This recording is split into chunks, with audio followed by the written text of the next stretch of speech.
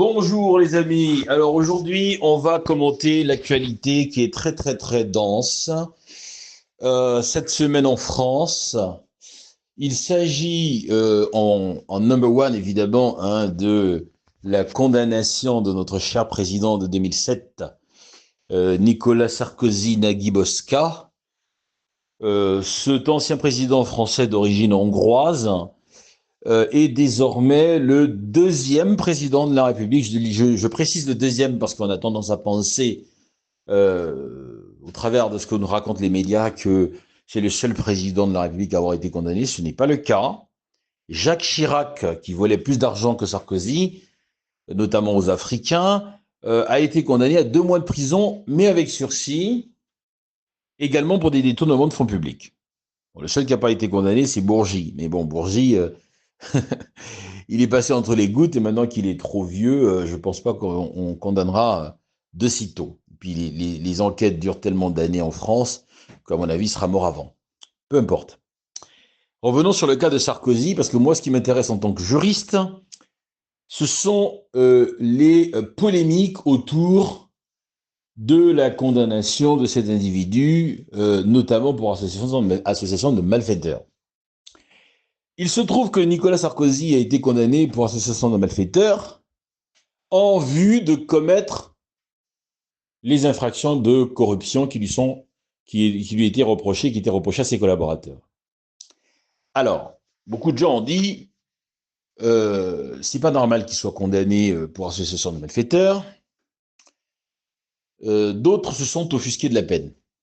Bon, moi je ne vais pas m'offusquer ici de la peine pour une raison simple, c'est qu'on n'a pas prise sur la peine. La peine relève de la souveraineté d'appréciation des magistrats. Donc c'est à eux de décider à quelle peine ils condamnent telle ou telle personne. Donc ça, c'est vraiment, nous, on ne s'intéresse pas à ça. On va s'intéresser ici, on s'intéressera peut-être un tout petit peu à la peine, mais en fin de cette vidéo, de ce propos. Mais au tout début, on va d'abord se concentrer sur l'association de malfaiteurs. Qu'est-ce que c'est que l'association de malfaiteurs? L'association de malfaiteurs punit des personnes qui vont se concerter dans le but de commettre une infraction. Il y a des associations de malfaiteurs délictuelles et il y a des associations de malfaiteurs criminelles. La peine est la même que l'infraction projetée. Par exemple, si je m'associe à une personne pour commettre un vol à main armée, ça s'appelle une association de malfaiteurs en vue de commettre le vol à main armée. OK? Ce que reprochait à Sarkozy, c'est d'avoir fait une association de malfaiteurs avec Brice Hortefeux et Claude Guéant, et ainsi que Ziad Takeline qui vient de décéder, dans le but d'obtenir des financements libyens pour la campagne de 2007. C'est ça, l'association de malfaiteurs.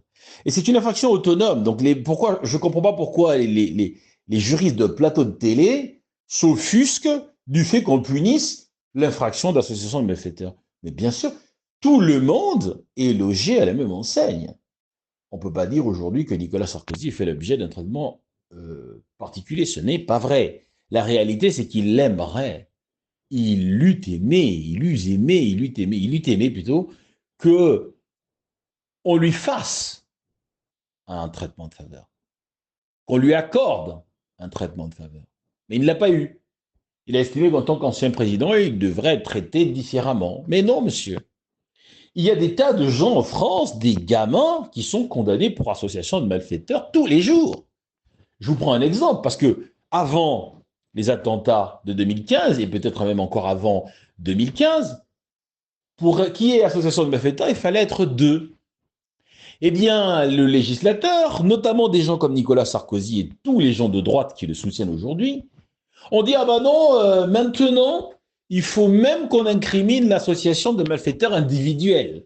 Ça veut dire que aujourd'hui, tout seul, dans votre coin, si vous projetez d'aller, je ne sais pas, moi, avec un couteau de cuisine, assassiner deux, trois mamies dans la rue, et que après vous vous dites, oh bah tiens, c'est franchement association, Assassiner des mamies dans la rue, c'est pas très gentil, c'est pas très sympa.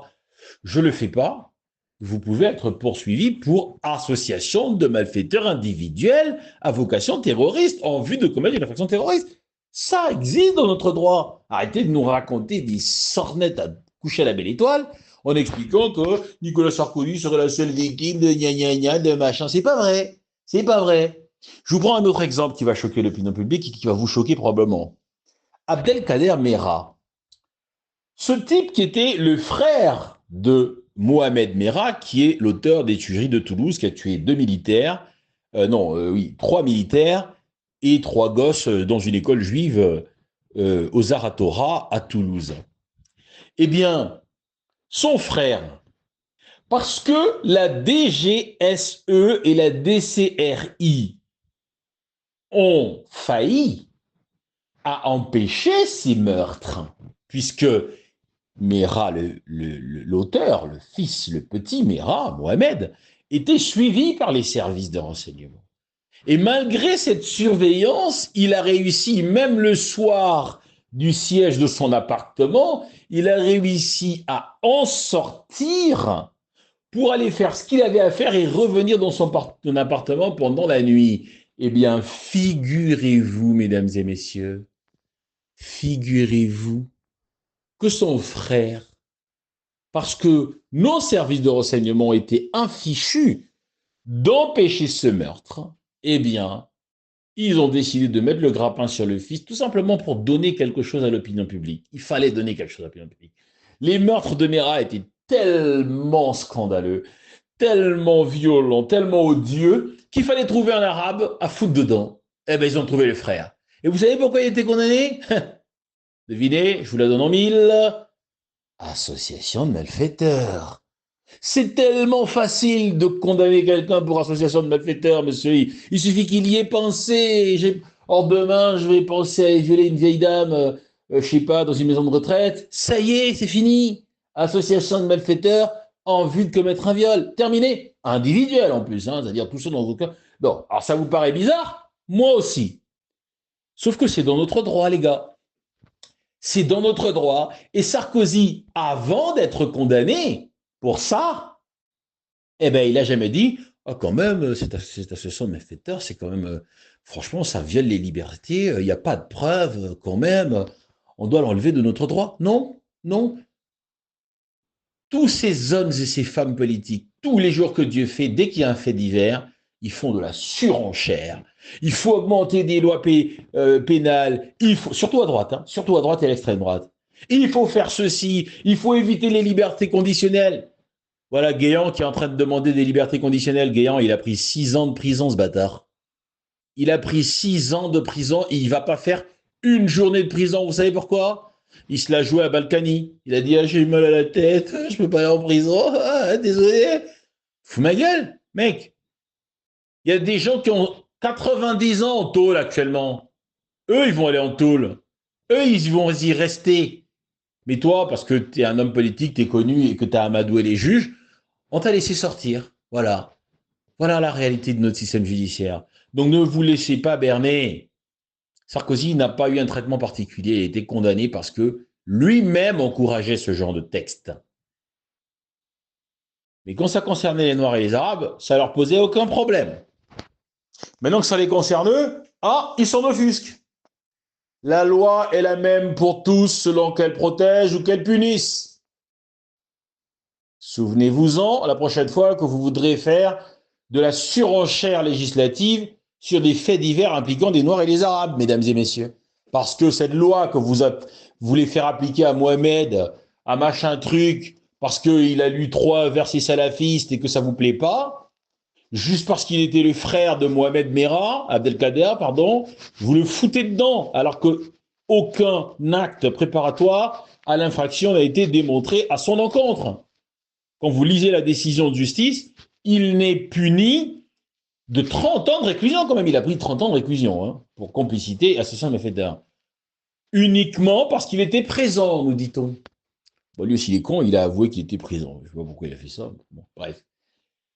D'ailleurs, ça vous ramène à ma vidéo sur la garde à vue. Je vais vous faire une vidéo sur la garde à vue pour vous dire exactement ce qu'il faut faire lorsque vous êtes en garde à vue, l'attitude à avoir, lorsque vous êtes interrogé par les policiers. Il faut savoir que les policiers, la plupart du temps, ils écrivent ce qu'ils veulent dans les procès-verbaux, puisque ce n'est pas enregistré. Et même quand c'est enregistré, il faut qu'un juge ordonne qu'on relise la bande et tatati tatata. Donc, le contradictoire n'est pas vraiment respecté, malheureusement, dans ce pays. Vous pouvez vous faire foutre dedans parce que vous avez dit un mot ou un mot que vous avez dit qui a été mal interprété ou même totalement inventé par un policier peut vous incriminer.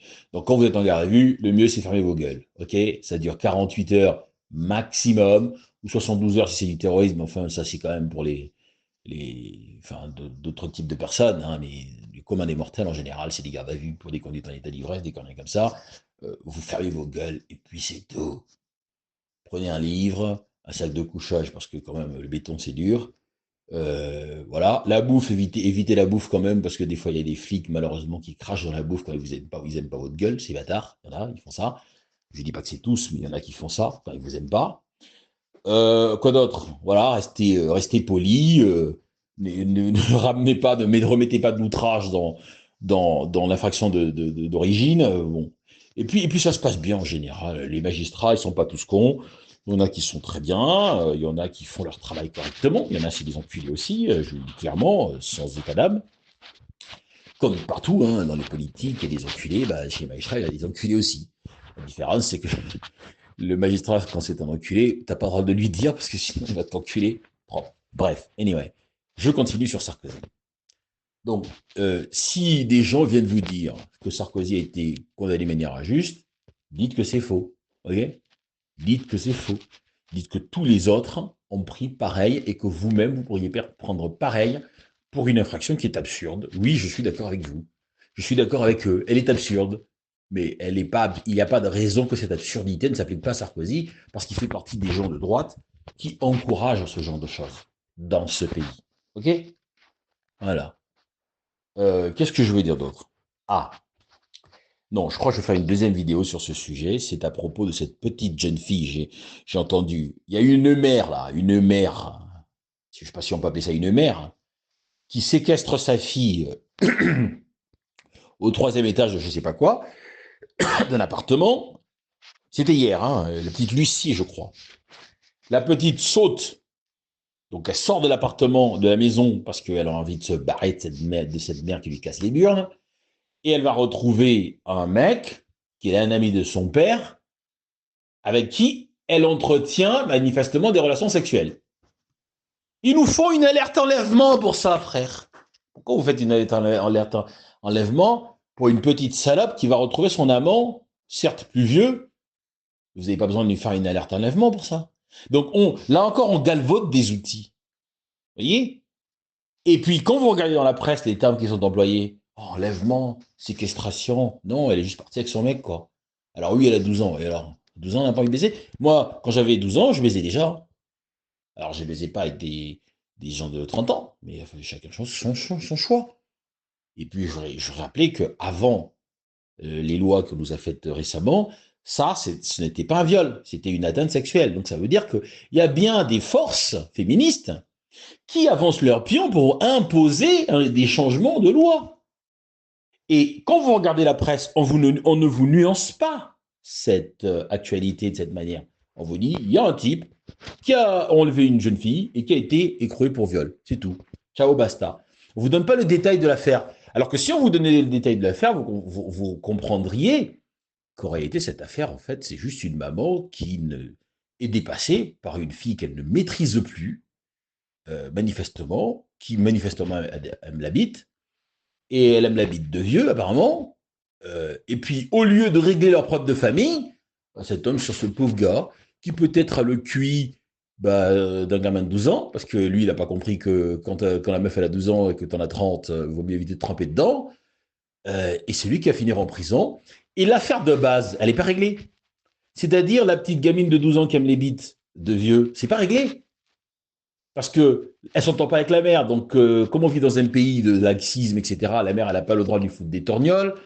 La gamine, on va la foutre dans peut-être une maison d'éducateur privé qui va nous coûter encore un bras. et puis et elle va continuer à faire ce qu'elle a à faire. Alors évidemment, comme elle peut plus baiser avec un mec de 30 ans, bah, elle baisera avec un 14 ou un 15 ou un 16 ou un 17, peu importe. Ça passera, ça va encombrer les cabinets des juges des enfants, et ainsi va la France, quoi. Ainsi va la France. Voilà. En d'autres temps, cette affaire a été réglée par un mariage. Excusez-moi, excusez-moi de le dire comme ça, mais cette affaire a été réglée par un mariage. On aurait dit, écoute, petite, t'as tes règles, t'es nubile, ouais, je suis nubile, tu l'aimes pas, ouais, je l'aime. Bon, tu la ken, elle est plus vierge, tu la maries, hop, vous mariez, faites des beaux enfants et terminé. Je veux dire, ça n'a jamais tué personne, un doigt dans la chatte. Ça n'a jamais tué personne. On nous fait des pataquès avec des choses qui n'en valent pas la peine. Aujourd'hui, on appelle viol des trucs qui ne sont pas des viols, qui n'étaient pas des viols avant. Enfin, si on marche sur la bite dans ce pays. C'est le mot de la fin. Et je crois que je ne ferai plus la seconde vidéo parce que finalement, je crois que j'ai tout dit sur ce sujet. Donc, filé. Ciao.